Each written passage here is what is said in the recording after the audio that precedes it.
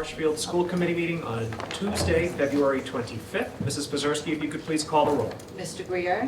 Here. Mrs. Dargan. Here. Mrs. Brady. Yes. Mr. Costello. Here. And Ms. Stetson. Ms. Stetson cannot make it tonight. If you could please rise and join me for the Pledge of Allegiance. Pledge allegiance to the flag of the United States of America, and to the republic for which it stands, one nation, under God, indivisible, with liberty and justice for all.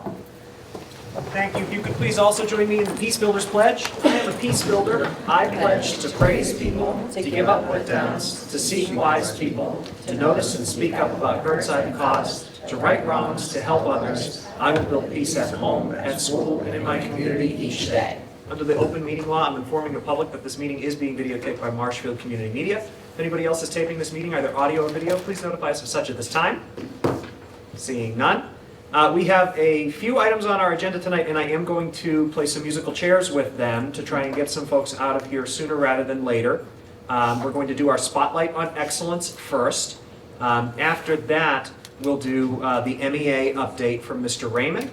And then we will move into our English learner presentation, followed by our professional development review, our MHS girls soccer team trip request, and our FY26 operating budget. After that, we will do the regular informational portion and the approval of meeting minutes. Sound good to everybody? Yep. All right, great. So we are always happy to be here at Furnace Brook Middle School. We'll turn it over to our new principal, Ms. Patty Casey, to introduce our Spotlight on Well, Excellence. thank you all so much for coming. And obviously, we do have a crew with us today. Our Spotlight on Excellence here at Furnace Brook is a focus on a program that's been in the works for several months. I'd like to invite up Sarah Newcomb-Baker, who's right in front of us, Ms. Kara Wilmar. The two of them early on in the fall came and spoke to me about a desire to start a program called the Adaptive Peer Leaders. And they started to get this off the ground, and it actually was really beneficial for all of us that the meeting got postponed, because we actually have an update that we wouldn't have been able to tell you about had we met on the earlier date. So, yes, it was perfect. It was perfect. So for our adaptive peer leaders, I'll invite Sarah to speak a little bit about what the intention was, what the objective, and to introduce some of our peer leaders before we get into the more exciting news. First, I do want to thank you all for letting us come and allowing us to showcase this great opportunity for our school. So what Kara and I started to connect about is really developing a unified PE program for the MALC students here in our building. And it started to generate a lot of communication, and I was connected with the Massachusetts Special Olympics. And once we were connected with a woman named Denise, Denise. Denise. She's great. So, Larrabee, thank you. So Denise Larrabee, and we really started to chat about all the great things that we do here at Furnace Brook, and it started to develop into her just saying, hey, you do this, why don't you be part of us and let us help you? And so what we have done, and we have now become something called a Unified Champion School, where our school champions in 3 different pillars. And we will showcase each one of these pillars throughout the school year for as long as we are affiliated with Special Olympics. And they are unified sports, youth leadership, and whole school engagement. So the first one I want to just briefly mention is the unified sports. So if the girls could come up with me. So I have Quinn Rhodes, Evie Minicino, Jess Foley, and Emily Perrell with us tonight. So these 4 ladies represent a larger group of about 25 students who were selected by their administrative staff and from their guidance counselors that show true leadership and embody invitations of all, and really supporting every single student that's here in the building. So these four are here. If you do want to ask them questions, they might not want to be asking. So every day two, so we're in a 6-day cycle here at the school. These ladies and anyone else who can come down during our long block, which is E period, come down with Kara students, and we participate in extra phys ed as unified physical education. We're calling it APL, Adaptive Peer Leaders, where the MALC students get to participate in extra physical education, but they're really focused on having more socialization, being supported more emotionally in adaptive phys ed, but we're also working on their fine motor and large locomotive skills at the same time. So that's pillar one. Does anybody have any questions for the girls? We'll open it up in a minute. And then we have youth leadership, where the group is also going to be a big voice within our school for whole school and along with whole school engagement. So everything kind of goes together, but the group of the adaptive peer leaders are truly going to lead and be our champions within the building to support all of the pillars. And we also have parts of administration, Kara, myself, Melissa Morrison, Dr. Smith, there she is. And we are all overseeing to make sure that we support, again, each pillar within the building every single year. So it's been wonderful so far, and yes, because of the delay of the meeting, we've now had 3 phys ed classes, so we were bowling the other day. We did our group. So I'll do, I'll have like small group stuff in my classroom. So we did a craft for Valentine's Day, so a couple of the peer leaders came down and were able to work with my kids. I have the luxury of having a big classroom, so we were able to work together. And again, it's like just simple arts and crafts activity, but it gives the kids an opportunity to socialize in an environment that they're comfortable in. And these girls were selected among several of their peers by staff because of the people that they are and the models that they are. And we're very, very proud of the program, as much as that's just getting off the ground. We want to highlight that, but we should not forget that the reason that we're able to have the program is because we have kids like these. So we're very happy that we have you to help us get it off the ground right now. Any questions from members of the gang? I knew you'd have one. Yeah, I'd just like to hear from them about, Yes. Their involvement with that program. Rock, paper, Rock, scissors. paper, scissors. Yeah. We solved everything. You want us to ask you, why don't we ask a more direct question? Yeah. Yeah, I didn't know Okay. if, So you guys have had 3 classes so far? Okay. So why don't we just go down the line and tell us what your favorite? Mine was probably the arts and crafts, because I like seeing what they were doing and Okay. how the work. I like the arts and crafts too, because it kind of just got to be with them and see how they thought of viewing of how they like to do stuff. I like the games we play in the gym, we played this kind of you knock down these bowling pins, and I feel it's because you can work together with people and help them and all that. Awesome. I liked probably the games that we do in the gym, because it's active and it has a lot of lessons and that you can learn from it, like being a good sport and stuff. Mm-hmm. Awesome. So how many classes will there be? Is it? So it's Go ahead. rotating schedule, so Right, every, you said that, okay. on day 2, and it depends, we have a schedule on what lunch we'll go to, because there's 3 lunches and a win, so we have a schedule, so whatever lunch kids are available. They use the win time as kind of Right. Yeah. the way that Yeah. they're able to have the kids join an extra PE class without missing any class. So did you guys meet new students that you've never met before? Or did you already know them from? I knew them all. Yeah. Oh, you did? Okay, that's awesome though. That's cool. But I got closer. Yeah. Yeah. It's nice to see my kids make real connections. You know, they do go to inclusion whenever possible. But it's just nice to see them, see the girls and the other kids in the hallway, and like, you know, they have a friend, you know, that they can say hi to, feel comfortable. I have one that likes to eat lunch with all the girls. So that was going to be one of my questions. I was going to say. Yeah.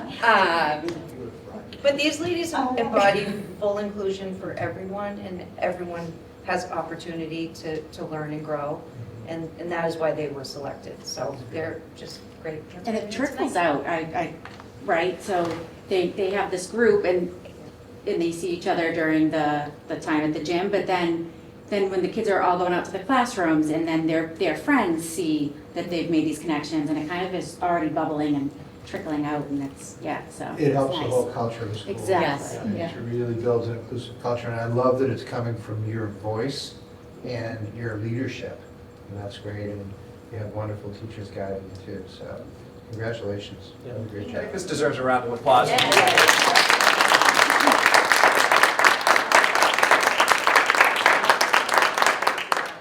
that was questioning being in your role. Thinking to yourself, like, do you think I should do this? Do you think I should? What would you say? I would say like yes, like you should do it because they can make more connections and like it also help them like be better people to like all. I feel like it also puts like a big impact on like yourself.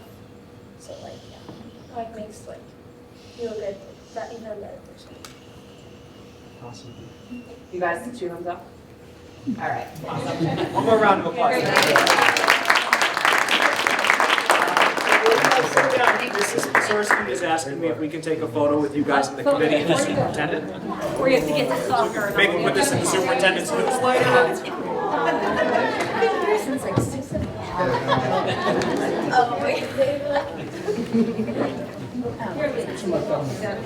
A mini banner that we've got so far. The mini banner. Oh, yes. All right, can we do, oh, we can't do it with the state, you guys are on here. Oh, So let's yeah. go over there. Yeah, while we're light up. Yeah, we'll go a little, put the, Over here. Yeah, the light was off. so tall people in the back. We'll go like, yeah. First. I knew that first. Yeah, Lauren. Here. Yeah. All the adults slide this way a little. Mrs. Darby's gonna stand up and Do you want to get the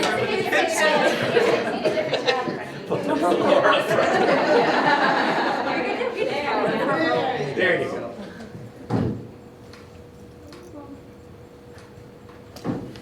just stay 1 second. Is Rich smiling? Never smiles. All right, there you go. Thank you, girls. Nice job. Yes. That's awesome. Thank you guys so much. I love that. I know. Okay. All right, let me see, let me, that's, no, no, no. Thank you for coming. Thank you. I'm just, sorry, sweetheart.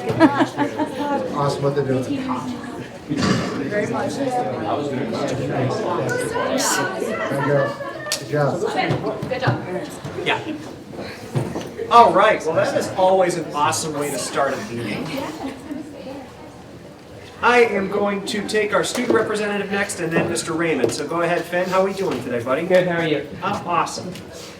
Starting with the elementary schools, Daniel Webster's 5th graders are having their string concert on March 14th for parents and families.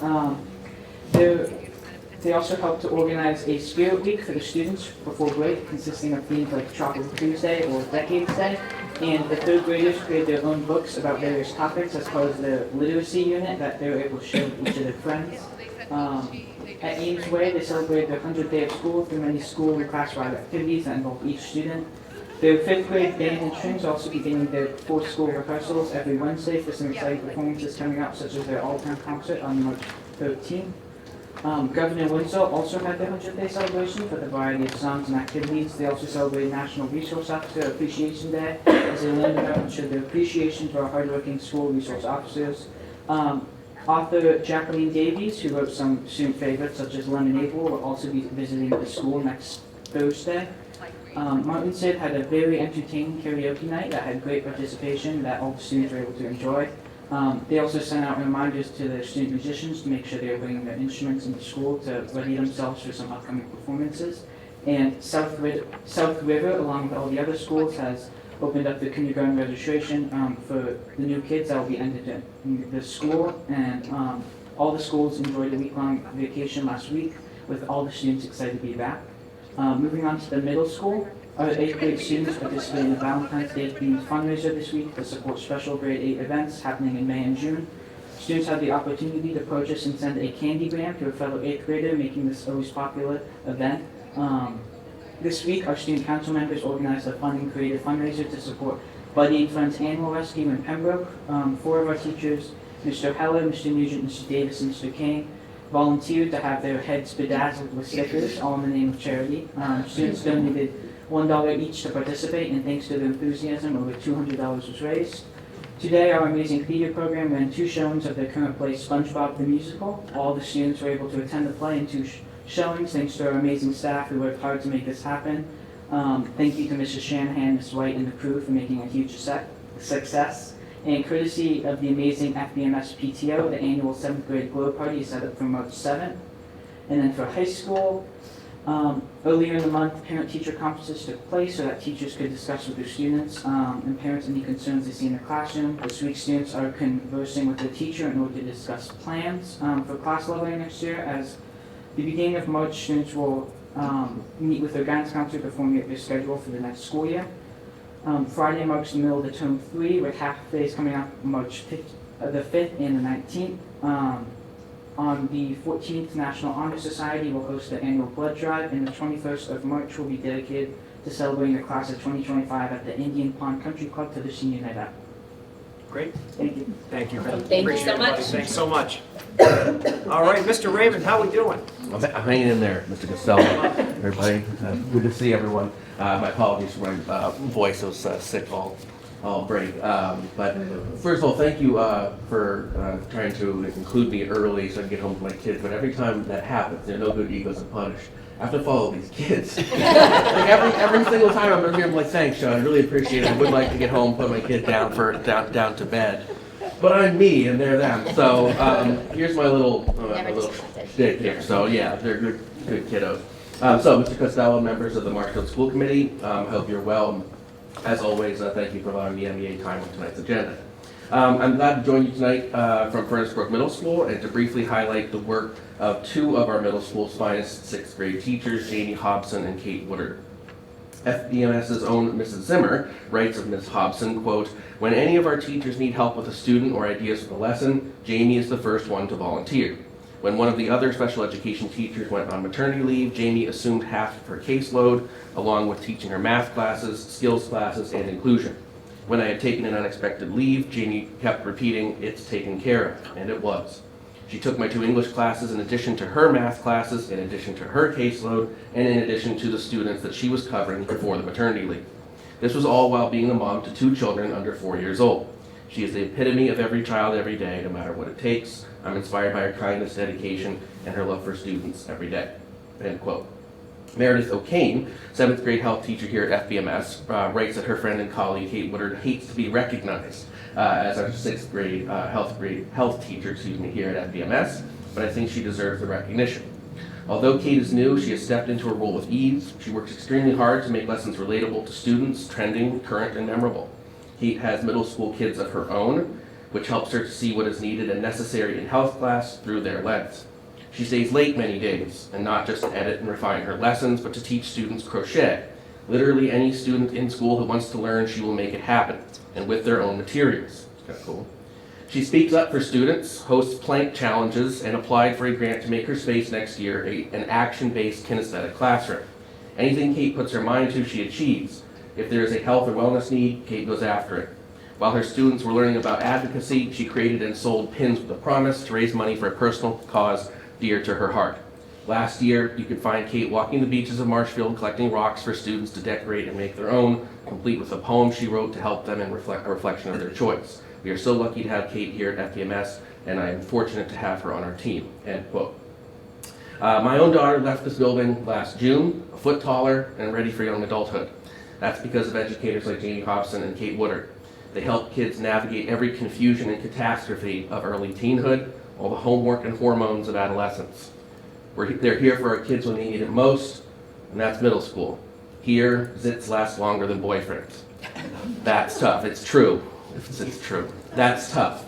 Jamie and Kate and their colleagues make it easier every day.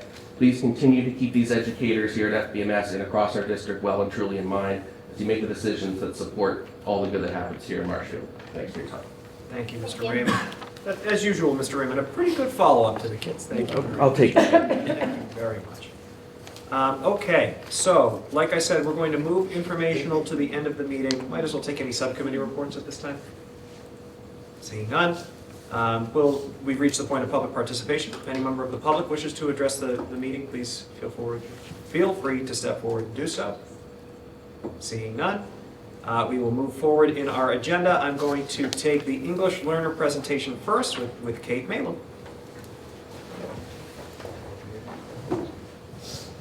Thank you so much for having me tonight to give an overview of our English learner program here in Marshfield. If I haven't met you before, I'm Kate Lyons-Malu, the director of the ELE program. So I just wanted to start off tonight going over some terminology, because in the field of ESL, there's been a lot of changes in terms, and just to be really clear about which students we're talking about. So the first term is really an umbrella term, which is multilingual learner. And that includes any student who's learning another language. So that can include English learners. It also includes all of the students that are taking world language. And it includes heritage language learners, who are students who might have a family member or parents who speak another language, and they're learning that as English is their first language. An English learner, an EL, can also be known as an emergent bilingual. And these are students that are ages 3 to 21, enrolled in public schools, who are identified based on standard English assessments. We use the Access for ELLs here in Massachusetts, as needing additional support to access and participate in instruction that's delivered in English. So that comes from the federal definition and the Massachusetts definition. So those are really the specific students that I'll be talking about as participants in the ELE program. And then a final term are our former English learners. These are students who at one point were ELs and have since met the criteria to exit the program. So they're reclassified as fluent and fully proficient in English. These students are monitored for 4 years. And then after the 4th year, they sort of are reclassified as a general education student. Some other terms that you might hear are SLIFE. That is a student who is in grade 3 or above who did not attend school consistently prior to enrolling here in the United States. And that can be due to a variety of factors. A lot of times it's civil unrest in their home country, traveling, sometimes it's being detained at the border, things like that. Newcomers, those are students who are in their first 18 months in the United States.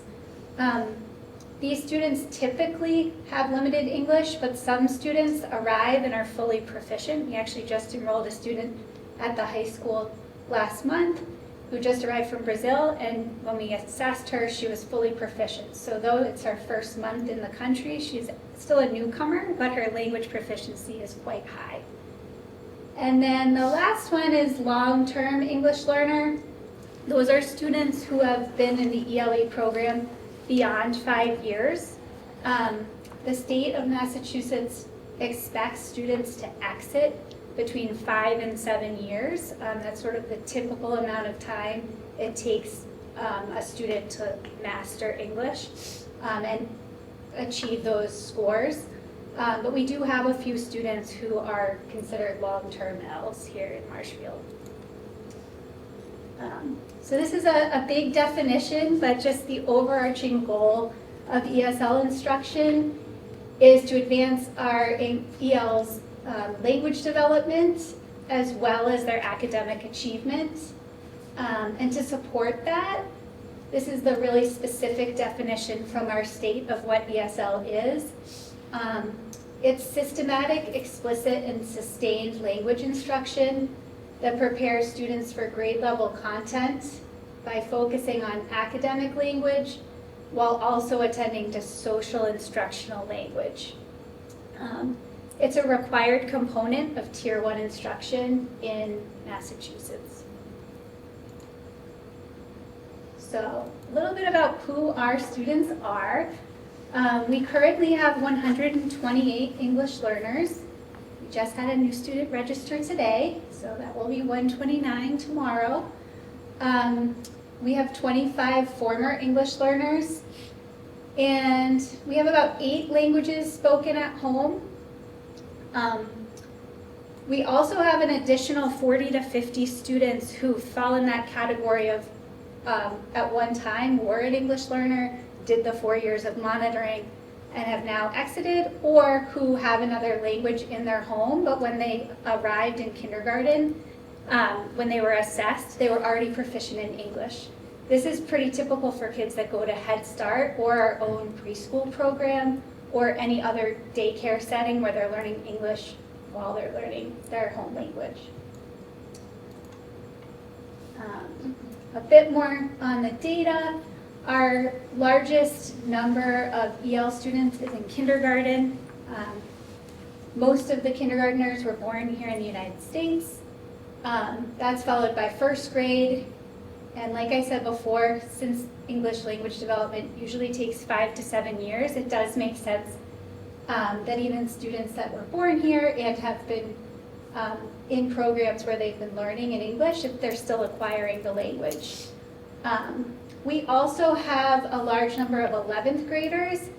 Those are where most of our SLIFE students are. Many of those students came to the US during COVID or right before the pandemic and already had some limited instruction in their home country. So this is just a list of where our multilingual learners come from or where their families come from.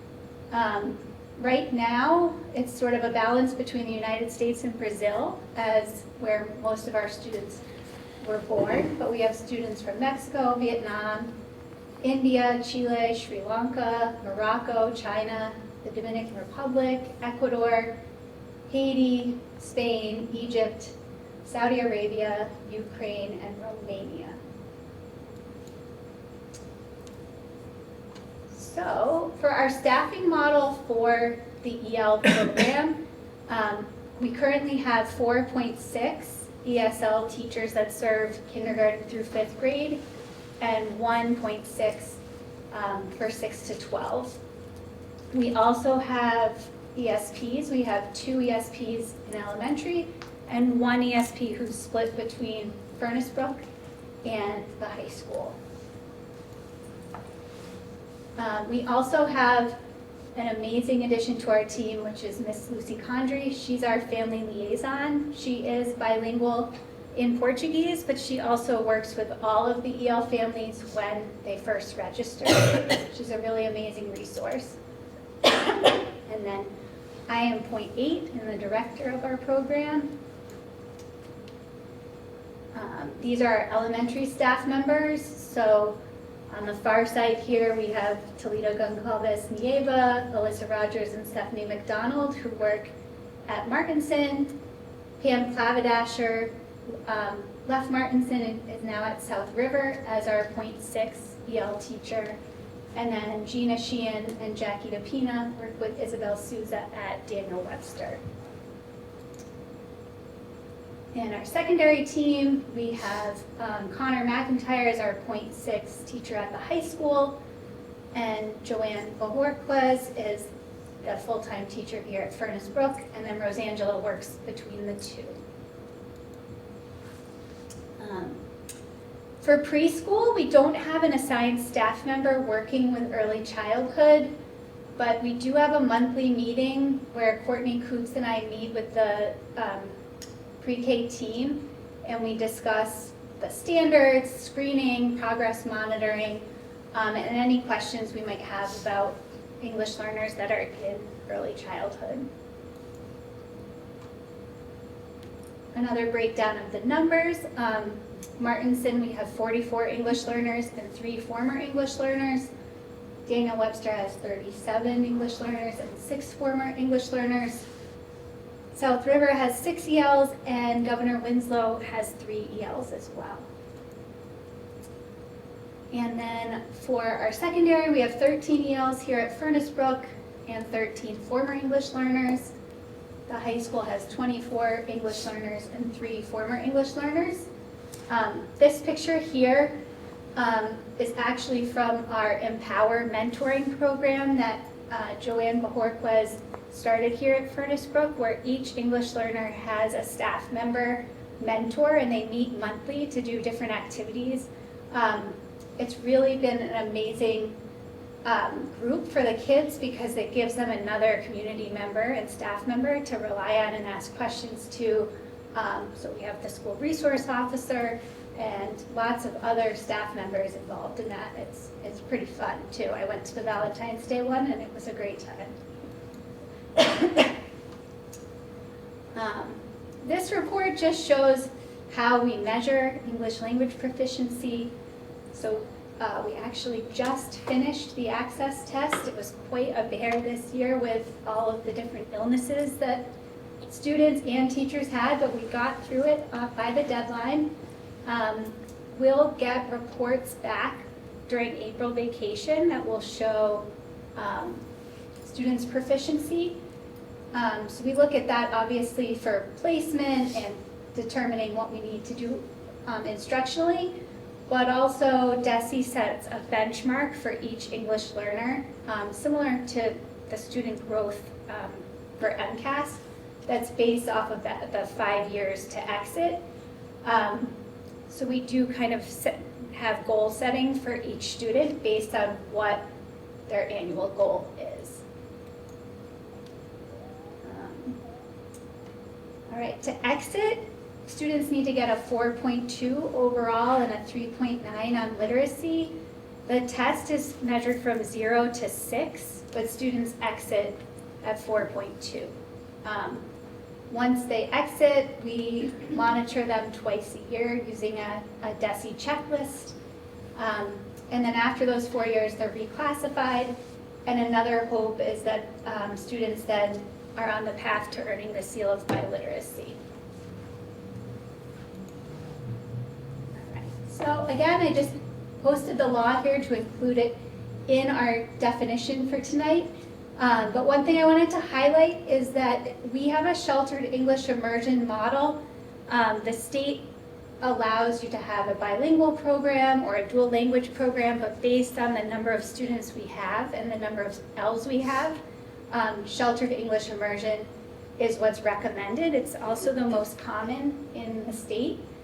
But you will see in the definition of SEI that instructional materials and instruction are in English, and that it is sheltered to support students, and that there's just a minimal amount of the child's native language used when necessary.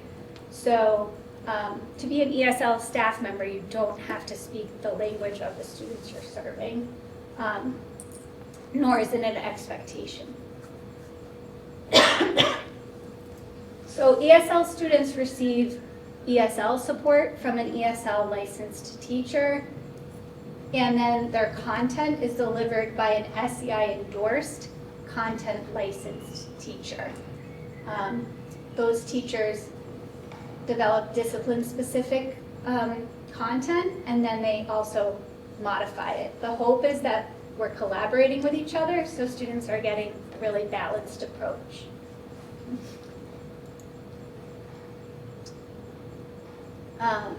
A question that often comes up is how much time do ESL students work directly with an ESL teacher? So the state has guidance that's recommended for 1st through 12th grade.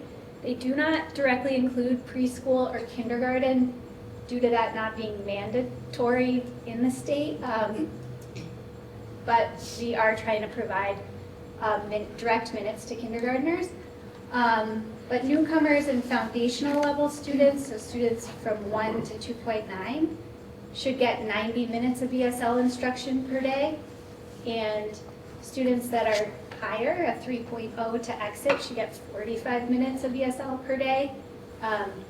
In buildings where we have rotating schedules or every other day schedules, this can look different. It doesn't have to be exactly per day, as long as at the end of the year the math works out.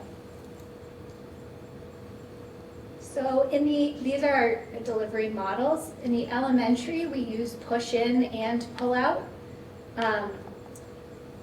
The elementary staff members are currently working on developing a scope and sequence that complements the new ELA program for EL education. This is a massive project that we've been working on since the summer, but it really helps students build content knowledge and cohesion between the language that they're using in the classroom and the books that they're reading and what they're writing. So that's sort of a work in progress. The middle school, we have a hybrid also where we push into the ELA classes, and then we have a standalone class similar to if a student took Spanish or French. And we use a National Geographic curriculum called Inside. And at the high school, we offer 2 levels of ESL, and we use a curriculum called EDGE. That's a credit-bearing course. Students get foreign language credit for their ESL class. This is just a DESI model of features of high-quality ESL instruction. I won't dive into it. I think the biggest takeaway is the shared responsibility for our EL students and really building capacity for our ESL teachers and our content area teachers, and finding ways to develop collaborative time so that we can do that effectively. That's good. This is also a common thread throughout the field. This is a quote from the Teachers of English to Speakers of Other Languages blog from 2024. The idea that every teacher teaches language doesn't mean that every teacher needs to be a language expert, but rather that they are experts of the language of their subject areas, and they provide extensive language support to aid comprehension and participation. Which leads me to highlighting that teachers who need the SEI endorsement, any core content teacher or vocational teacher who has an EL in their class, if they don't already have the endorsement, they need to get it within 12 months of that student enrolling. So we were able to offer the SEI endorsement course through Marshfield starting in January. We're halfway through it. Actually, Kara, who's just presenting, is in the course right now. And teachers can also get graduate credit through Bridgewater State.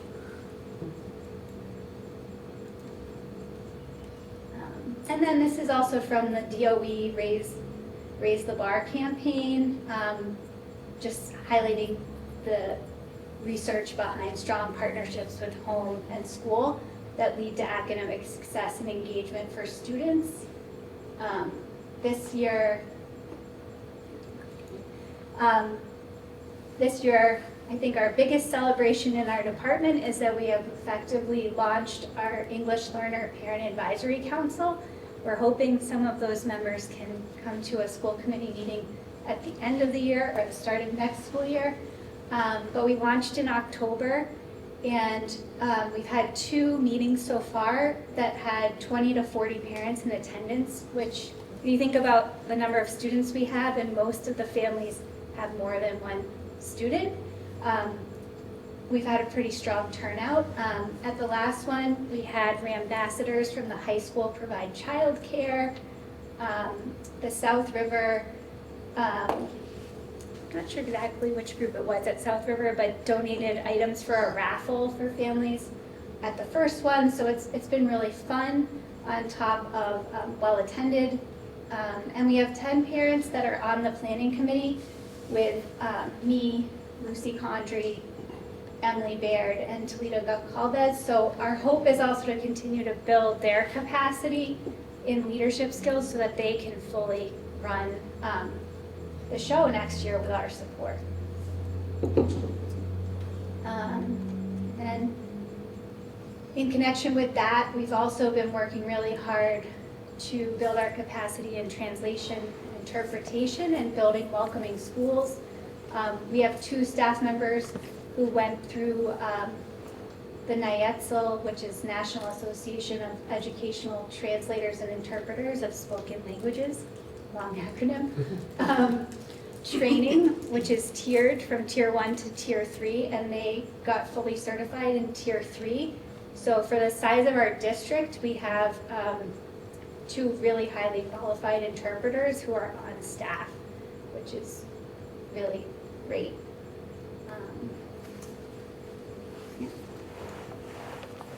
That, I think I can take some questions. Yes. I have a question. I've always wondered about this. So are the EL educators, are they dedicated to this program, or is that an additional duty? Are they regular teachers with that certification? So their certification is in ESL. Most of our ESL teachers do hold other certifications, but they're hired under, they're an ESL teacher. So they're dedicated just to ESL? Mhm. Like they wouldn't teach a math class and then do this as an additional thing? No. Oh, okay. We have run courses where there's co-taught, like similar to special education, but no, they're not teaching other subject areas. If they held 2 licenses and we had some interesting split position, they could, but that's not what they're dedicated to do. Okay. So, yeah, I was just curious if 100% of their time was just to teaching ESL. foreign students or ESL. Yeah. Any other questions? I just wanted to say thank you. That was a comprehensive Yes. presentation, and you talked Sorry if about... it was too much. No, it was good. No, it was really good. Very helpful. No, it was really, really good. And I hope that people at home watch this. I know some people will. It was really good information, and thank you. Yeah, thank you so much for having me. Thank you. All right, awesome. I'm just going to keep my seat right here and turn it over to Amy McAlpine, who I know also has a slideshow presentation for us. Can I do this for you? I hope you feel better. Thank you. Yeah, thank you very much.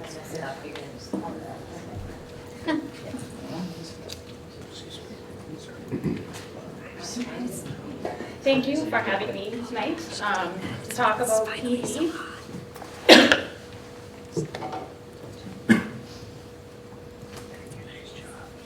So I just wanted to give you a little bit of an overview if we look by the numbers. So we have 1 full day of PD built into our calendar, and then elementary has 11 PD afternoons, and the secondary schools have 4. So we have more than that for Wednesday afternoons, as you know, but those often have planning, conferences, curriculum work, or building-based work. So this would be what is dedicated to PD. We've had 62 PD offerings to date, excluding the full day, and I'll do a little spotlight on the full day in a minute. And we've had 9 external partners to work with us to provide PD. And that number to me is really impressive because it means we've got a lot of in-house people who are sharing their expertise. Mr. Raymond facilitated a session, our coaches, Kate. So we really have a lot of talented people here who are able to leverage their skill set and deliver some of the PD as well. We've got the statement about PD. I won't read what the mission is, but ultimately students are at the center. And our goal is to provide teachers with the resources, the skills, the expertise they need to make sure students are successful every day. Some of the things that we're continuing to focus on are making sure that our PD aligns with our strategic plan, that we're working towards the 10 standards that DESE has for high quality professional development, that we're differentiating our PD, so what a music teacher needs versus an elementary classroom teacher versus a science teacher at the high school is very, very different. So we want to make sure that we are getting people what they need. And that we're modeling what we're asking teachers to focus on. So universal design for learning, belonging, the integration of technology, we're using that in how we're designing PD as well. So this is the big picture. If we look at those Wednesday afternoons, here are the focus areas. At the elementary level, we've had 2 curriculum adoptions recently. So this is year 1 of literacy and year 3 of math. So largely their PD is focused on the curriculum and supporting that successful integration. We've been able, because we've been using Bridges and iReady for a few years now, to really dig into the data and look at how student data and performance can impact instruction and should impact instruction in the classroom level, at the school level, and then looking for trends across the district. If you look at specialists, they're involved in what are called learning communities. So doing some different things, like the music teachers had done book studies the past couple of years and had said, we really enjoy learning from each other, but we'd love to see our colleagues in other towns. So they're using some of their time on Wednesday to go visit colleagues in Hingham, in Situate, and Duxbury, then come back together and have conversations and share about what they're learning, what they're seeing, and how that can impact the work they're doing here in Marshfield. Special education is involved in really understanding the new IEP, which the state has required that we use now. Amy Scalaro and Patty Casey did an amazing job last year laying the foundation, so we could run with that this year. And some resources from Alan Bloom, who's considered, I guess, the guru of special education in Massachusetts. So that's some modules that can be self-paced, some small group work, but it's also been paired with Java-like learning communities. So for example, our speech therapists all have a very specific task and responsibility in their job. We're giving them the opportunity to get together as a group and say, these are the things that we need to work on to further our professional development. And it's the opportunity to work and learn together. So that's what the learning communities are. You'll see also there's deep student engagement, which is the focus of grades 6 through 12 educators.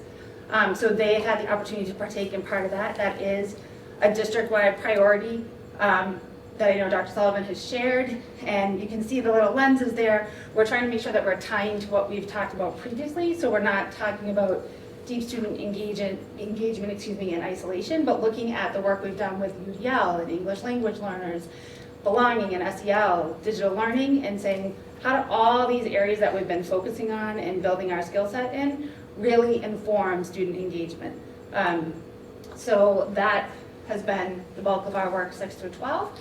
And then I just wanted to point out the nurses have this great, again, just-in-time Northeastern resource that they use, but also the nurse director, Colleen Gatels, brings in a lot of resources for them as well. So this layered in piece would be things that are happening during some release time, coverage time, outside of school time, or in an occasional swap on a PD day, just to give you an idea of some of the breadth of what else is happening. And a lot of this is grant funded. So for example, 6 through 12 for history and social studies, they received a grant to work with Facing History and Ourselves on genocide education. They had the opportunity to work with the Civics Pathways, which is through a Harvard project. We've had the opportunity to partner with Day of AI, which is a little misleading because it's not a day, it's an organization that has its roots in MIT, really focused on making sure that educators have an understanding of AI and the opportunity to explore ways to integrate it in meaningful ways into the classroom. So that is on our horizon. And I won't read through all of it, but just so you can see some of the other ways that we're integrating PD. I do want to point out these areas here. We've made some efforts over the past couple of years to make sure we don't exclude our tutors and our support professionals. So just as teachers are learning a lot of new strategies, best practices in their PD, we want to make sure that the other people in classrooms supporting students also have the opportunity to get that information, to get that training. And so that's what some of that is there. Beyond those Wednesdays and what we provide during the school day, we do provide some optional PD. Teachers are required to have a certain number of professional development points for recertification every 5 years. So we want to make sure that they have as much information as possible to do that. So each quarter, we put out a PD catalog, which has free opportunities, paid opportunities, Marshfield hosted opportunities. So if someone is looking for something to meet their requirements to recertify, we're trying to help guide them in that process.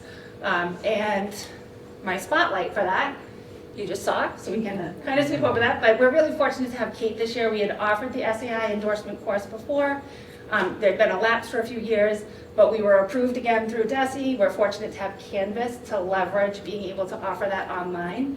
And we were able to do something neat, which was open it up to outside participants, which always makes a really rich learning environment when you have Marshfield people and they can collaborate with colleagues from, it's about 4 other districts at this point. So that's something that's kind of exciting. But that would be an example of something that people on their own time choose to do. They can pay for graduate credits, and it just enhances the work in the district with English language learners. Some of the structures for all of these, whether they're optional or part of our professional day, are really, again, differentiating so that we sometimes have large group PD, small groups. Individuals have the opportunity to occasionally go off and pursue PD on their own. We try to take advantage coming out of COVID of what online showed us is possible in terms of having access to professionals and other colleagues. So we'll have some blended and online PD. And just like with our students, we try to make sure that teachers have choice because no one wants to be told all the time what they need to do. They'd like to have some autonomy around what is helpful to them and what's interesting to them. So a few enhancements I just wanted to highlight this year in the work that we do are the website, feedback reports, and our PD committee. So we have a website that has everything PD related, so if people are looking for information, they should be able to find it there. It includes an overview of what we're doing for the year, calendars in multiple versions. There's information about the PD committee, external offerings, a link to where people can print out a transcript that they need for recertification, and some digital learning resources. And that's just a couple of screenshots. The other piece that I'm super excited about is the feedback reports. So traditionally, for every session, people sign in digitally and they complete a form that provides feedback about the session. And those have always been shared with Dr. Martin, with Amy Sklar, with whoever's been involved. If the coaches are facilitating a session, that feedback goes to them. But this year we're making it available to everybody on the website and also using AI. So between Google Forms, which generates some of the charts, some of the data in terms of feedback for what was helpful, what could improve, what did I get out of this. We've been using ChatGPT and Notebook LM, which are 2 AI tools to help us in a timely manner with all this data aggregated so that we can report out. So it's been interesting and it's been helpful to really in a timely way make sure we're getting feedback, but also model a really effective use of AI for our teachers. The last thing is a PD committee.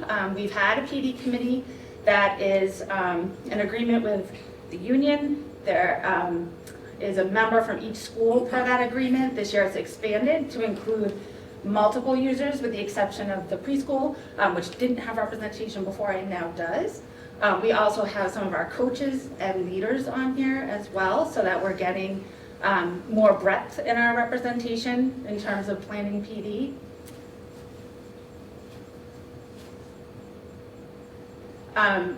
Typically we would meet twice during the year as a committee and there would be a lot of back and forth between the leadership team, the coaches, the nurse director, Kate, who you just saw. But you can see this is a more formalized outline of the meetings and there are more opportunities for the PD committee to get together. Currently they're working on a survey for their colleagues to take into consideration everything from format to content for next year. So that is going out in a couple of weeks. So this is the big picture for the year. And this handbook has been in the works for a few years, and that's one of the things that the committee is working on as well. So it's just really a comprehensive guide to be able to share with everyone to say, when we talk about PD, this is what we mean. When we talk about high quality PD, this is what we mean. These are the structures that we have. This is how like a grade level collaboration fits into the scheme of PD, how the mentoring program, etc. So that is something that the committee is providing feedback on right now and we're hopeful to share. And I just wanted to highlight the full day PD for 1 minute, PD, excuse me. There were 32 sessions on that day. We had 6 guest districts, and I'll talk about that. That was something new for us. 6 external partners, 10 locations, which I think is pretty neat because we couldn't use the high school this year due to voting, but we got creative and we still had 10 locations and got everyone what they needed, and countless opportunities for learning. this just shows you some of those offerings, the schedule. It was a little bit overwhelming to look at, but if you look at what individuals had, they had something in the morning, a lunch break, and then a session in the afternoon.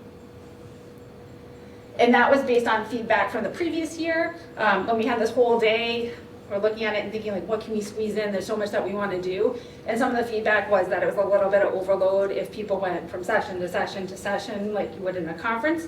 So we pulled back a little. There was a morning session, lunch, and an afternoon, and a little bit longer lunch too, to give people some breathing space. These are some of the topics. Again, you can see very curriculum focused at elementary. Pre-K was able to go out into the community and visit some of the other preschools to see what's happening there. Again, to make connections with other preschools in the community. There was work on deeper student engagement, so lots of variety. And the guest district piece, Dr. Martin became aware of an opportunity where other districts were looking to get a group together to offer some PD for groups that don't always have PD that's exactly tailored to them. So the phys ed teachers, the health teachers, the art teachers, the music teachers. So on that day, we hosted music educators and nurses from surrounding communities. Duxbury hosted all of our comprehensive health educators, Carver, art, East Bridgewater, counselors, digital learning, media specialists. So as the host district, it was our responsibility to plan the music and nurse PD. And I do want to just give a shout out to Dave Kaminsky, the coordinator of music. He got really excited about this because, again, it was tailored to exactly what they needed.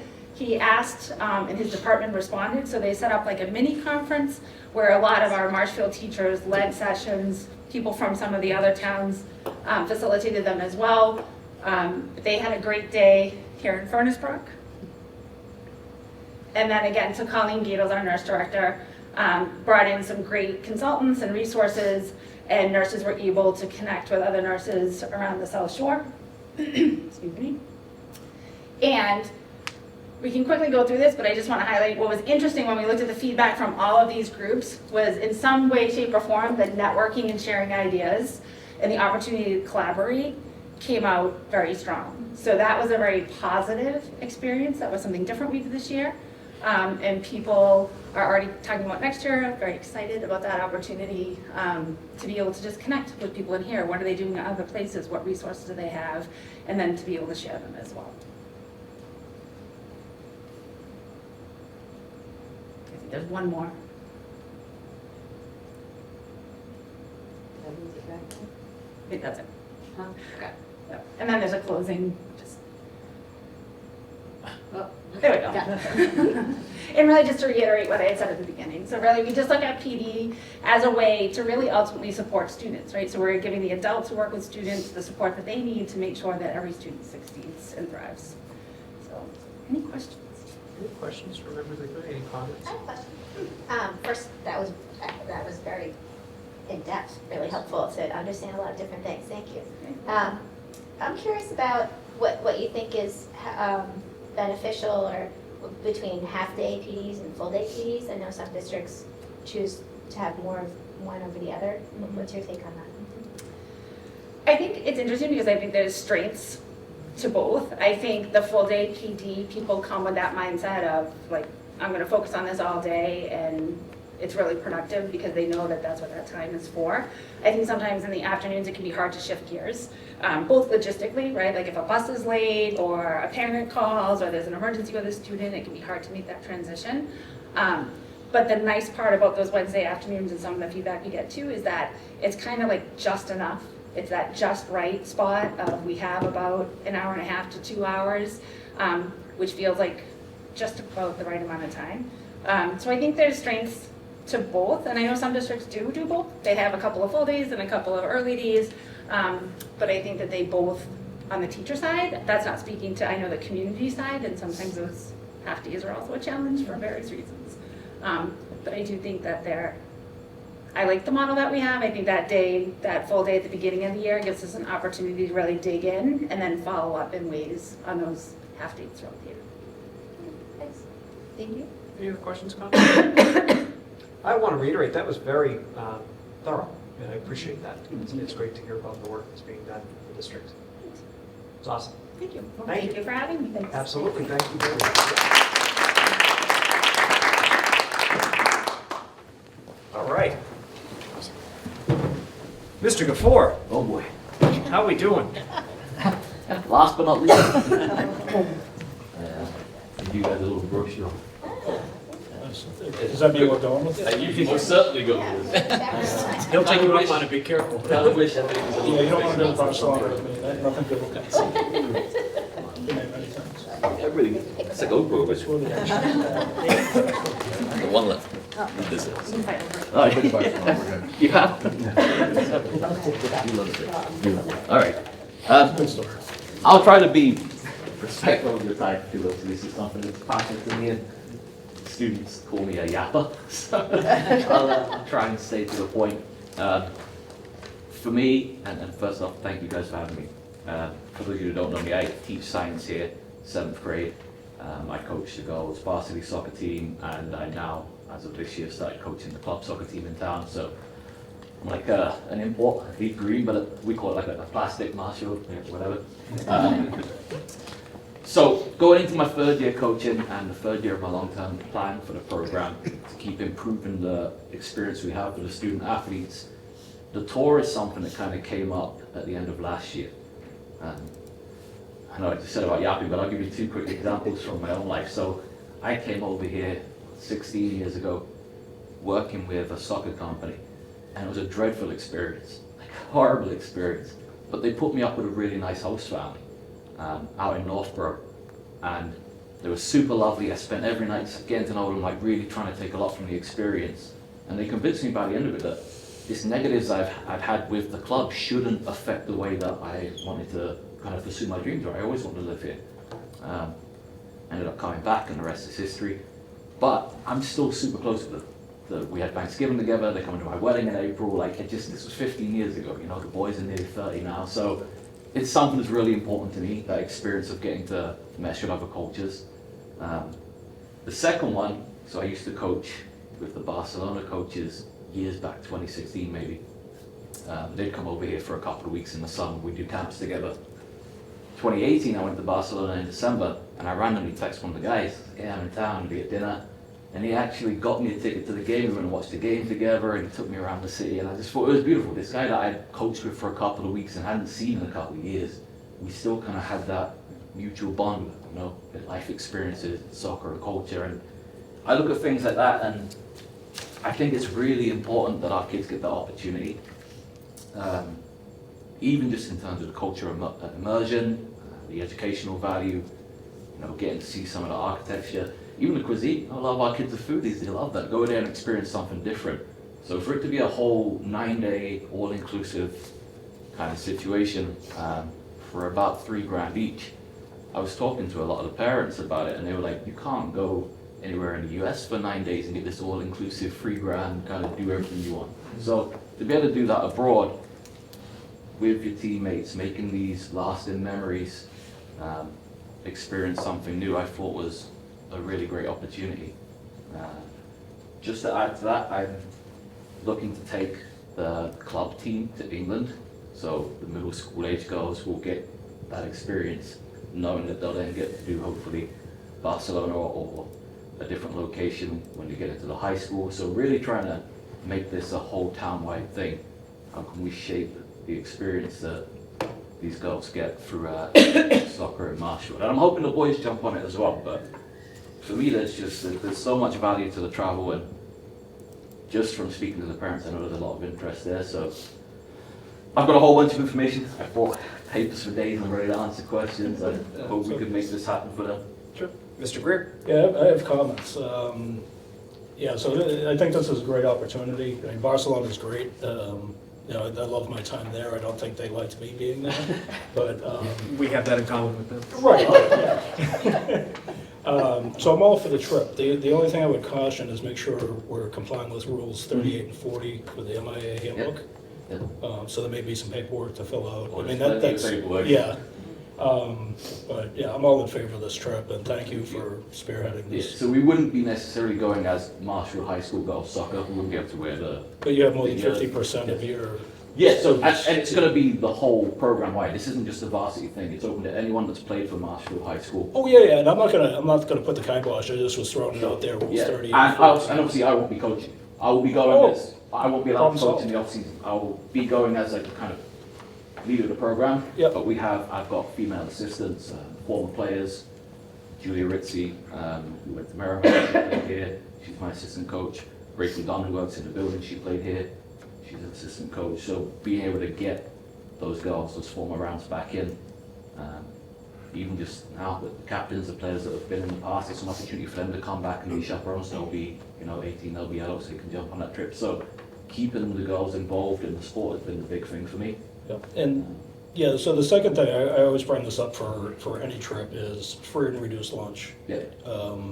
They'll be accommodated accordingly. Yeah, so we're actually going to make a fundraising committee.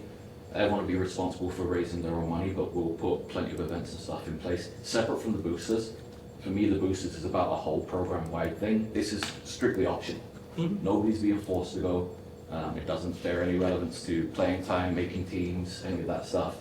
There are grants and scholarships that we're looking into as well for players that might need extra financial help. Yep. Okay, great. If you need it, it's all in there. Oh, I don't need it. I'm all in favor of, people like you that cause my kids to move away, though. They get brought to these foreign countries and they'll stay there. So. Do you know how many parents you have interested in being chaperones at this point? From what I gather, quite a lot.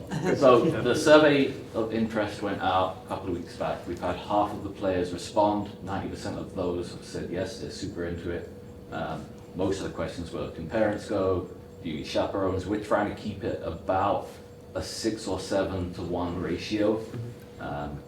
With the amount of players we're going, and this being a first time thing, I imagine we'll get 50 people quite easily. Gotcha. Cool. Yeah.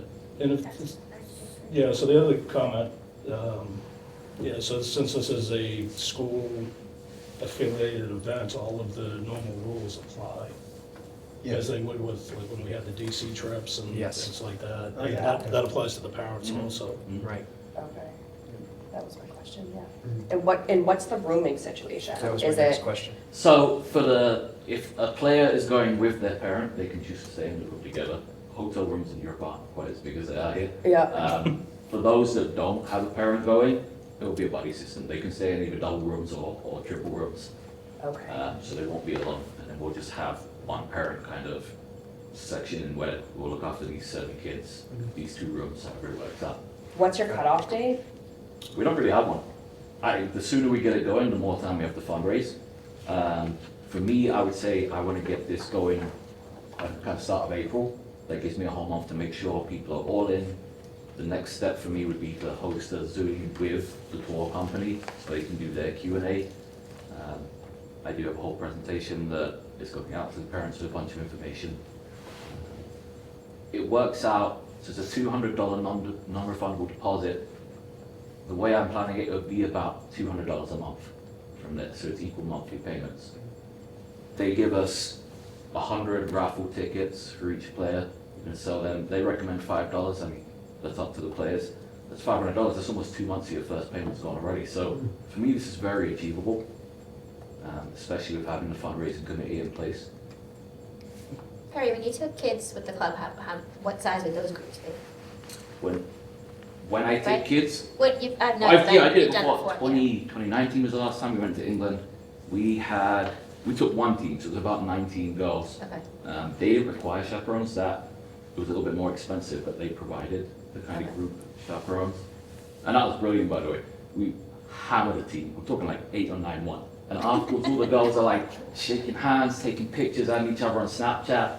Like they talk about it all the time. Still, like what a great time they had. Yeah. They might never see them again, but they got to experience all these things. That's awesome. I would just reiterate that chaperones Right. have to know that it's school rules. Yeah, certainly on the expectations. Yeah, alcohol and Yeah, all well, things that's like the that. big one, is right. Yeah, absolutely. I'm ready to move on this. Queries and all that, Right, pending yes. all the, yeah. For the Um, chaperones, yes. Yeah, so who's gonna be reviewing the final, like, who you have, who's going, the chaperones, the plans, like, I'll be in charge of one.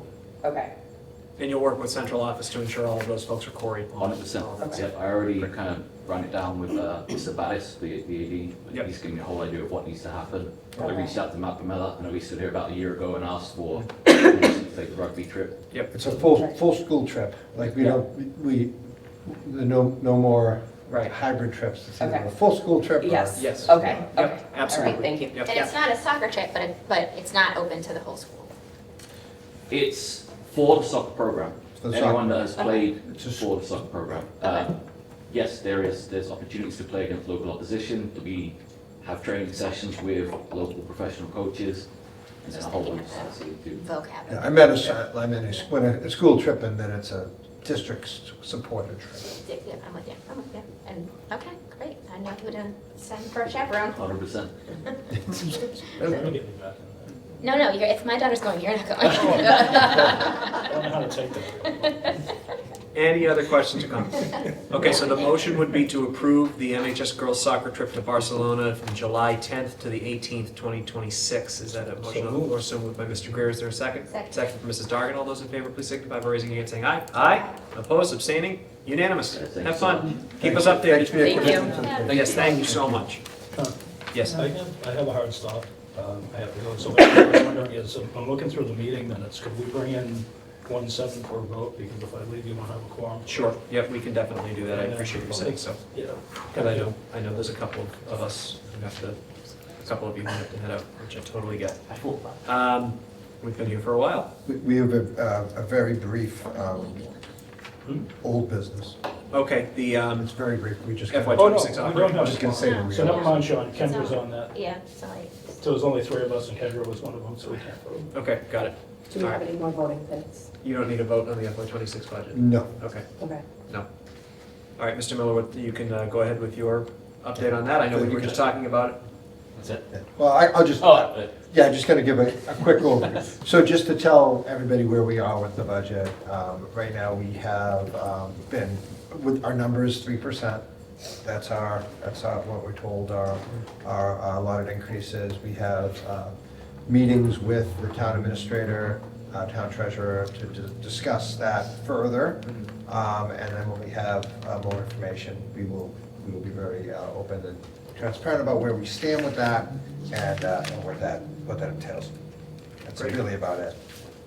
That's the quickest item we've ever had. That's great. There's not much to say. Okay, so I'm just going to move the meeting minutes to the next meeting.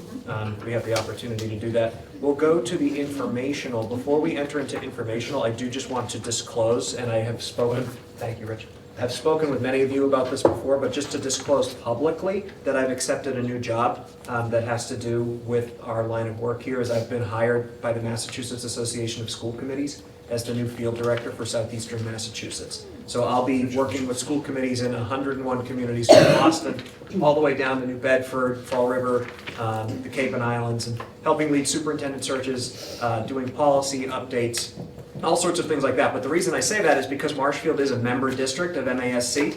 I want to assure folks of 2 things.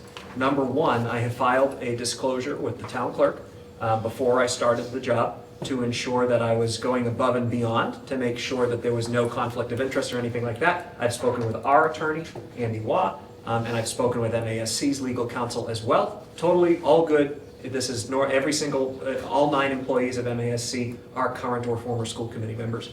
But the other thing is that if Marshfield requires MASC services, for example, if we decide to do a full policy review, which is a service that MASC provides, I would not be voting on anything that would have a financial impact on my new organization. And if we were to do any of those services, I would also not be the field rep working with it. While Marshfield is technically in my district, the executive director would take anything that Marshfield needs to be done by MASC. So I just wanted to disclose that for folks to make sure that everything's above board, but I'm very excited to be doing that. So that is what I have to say about that. And we'll go into, thank you. We'll go into informational with Dr. Sullivan. Yes, and I'll keep the informational very short. As Ben did, a student did a wonderful job summing up what we've had. One thing, a couple things that weren't mentioned, I don't think back then, it could be overlapping, is some of the art activities that happened at events. We had an amazing evening of jazz where we had our talented students from the middle and the high school performing. We actually had the Marshalliers involved with it as well. And it culminated after the amazing students performed in a performance by many of our staff, which is great. It's great to see them sharing their love of the arts with the kids, and it's just amazing the talent we have in our teaching staff as well. That's always a fabulous event, and I was proud to be back in Marshfield watching that again, working in Marshfield. That's great. Similarly, we had what was called the Art Throwdown, which was a new thing for me. We didn't have that back 7 years ago when I was here. I loved it. It was so interactive, and the students were given a theme and were able to be creative as high school and some middle school, working together to create, and the theme was music. So you wouldn't believe you've seen how talented our students are, so I know you believe this, but how amazing the art was that they came up with in an hour. They created replicas of very vintage album covers.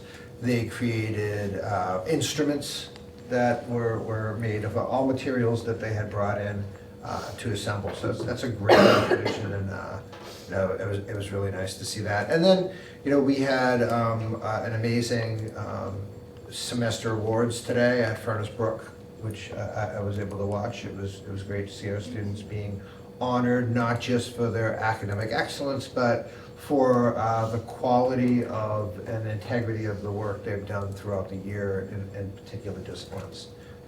Not necessarily the student with the highest average, but a student who really shows that growth mindset and that perseverance in the classroom. So that was great. I know we have another such award ceremony at the end of the year. And I'm trying to think of what else for arts. And our sports teams are thriving, and we hope to have them as a spotlight in the next couple of school committee meetings, so you can get a sense for the great performances that are continuing to happen in our sports teams. So that's really, I just wanted to highlight those few issues, few areas, and it's been a great few weeks. Awesome. Good stuff. Dr. Martin. Just to piggyback, SpongeBob here was amazing. Oh, SpongeBob was the other one. Stetson's daughter Yep. just rocked it as Patrick. That is so Good. I have to admit, I wasn't crazy over the SpongeBob because I'm not a fan, but the play was amazing. That's awesome. It was really good. I am a fan. I think the music was written by famous rock stars, and each number. That's impressive. Like David Bowie wrote one. That is awesome. Steven Tyler. And the singing was amazing. Everybody was amazing. That is so funny. Elementary after-school enrichment programs start this week at all of our buildings. So anything from art to, I think, ping pong and everything you can imagine is happening at our schools. And the middle school. Oh, yes, that's right, because they do follow the same schedule. Something not quite so exciting, our Student Opportunity Act. I presented last year, I don't even remember at this point, about our plan. It was focused on elementary literacy, our coaching model, all of that. Just, it's time for us to kind of review where we are. We have to complete a DESE report, so I'm going to be working on that. Tomorrow night, there's a dyslexia information session for parents and caregivers at 6:30 at Amesway School. Some of our reading team and a panel of parents and students will also be involved just to talk about how we screen for dyslexia, what we do for intervention, how we monitor students, things like that. And then just way far in advance, March 26th, we're co-hosting a parent and caregiver night with Duxbury. Dr. Jill Walsh, who is a sociology professor out of Boston University, is going to facilitate practical strategies to help our children navigate digital technology. So she has amazing research, amazing information around the impact that technology, both positive and negative, on student development, some rules that parents should be sure to do at home and to implement at home, how to introduce new platforms to kids, when to introduce certain things to kids, important conversation starters for families to have on technology. So I'll be sending out more information through Brillshare and flyer, and I think she's going to put together a short video clip as a preview, so I'll share that when we get that. So March 26th. Great, thank you very much. Okay. I'm just gonna sneak out. Yes, happy birthday to Jay Spring. Mrs. Clark? I just want to update you that we recently were approved by DESE for another grant related to the new IEP. So we have $20,000 that has to be spent by September of 2025. Our growth grant has been approved. So we are going to get some technology to help expand our capacity to use the Pearson Digital Assessment Library for when we're evaluating students to determine eligibility for special education.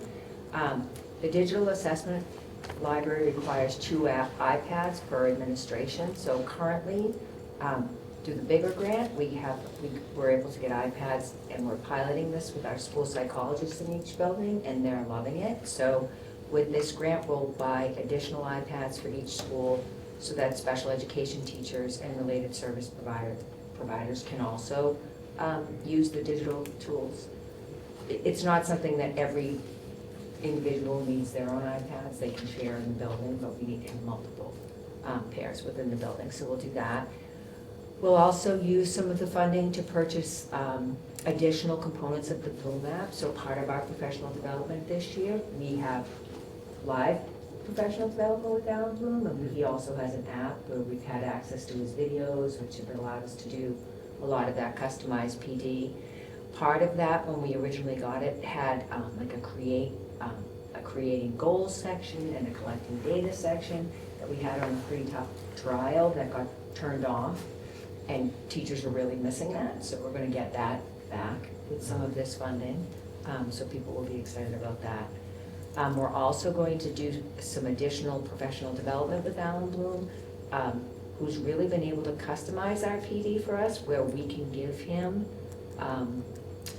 we provide him with some redacted IEPs, so everything where you could tell who the person was is taken out, but from pre-K, elementary, middle school, and high school, and he's giving us like real-time feedback on those IEPs and really practical suggestions on what we can do to make our use of this new form better, how we can improve, just the input and where it goes in the form. So people are finding that very helpful.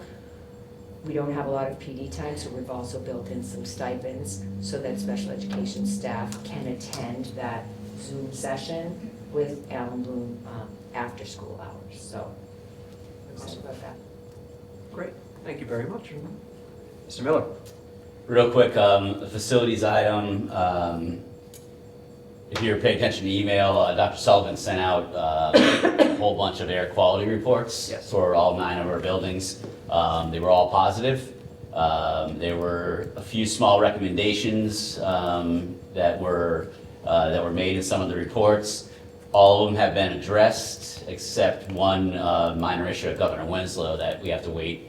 Joist in the buildings that can't be done until the temperature warms up. We had 3 rugs replaced at Daniel Webster over vacation. We're going to do the rest of the rugs in the building over April vacation. So moving forward on a positive note on that front.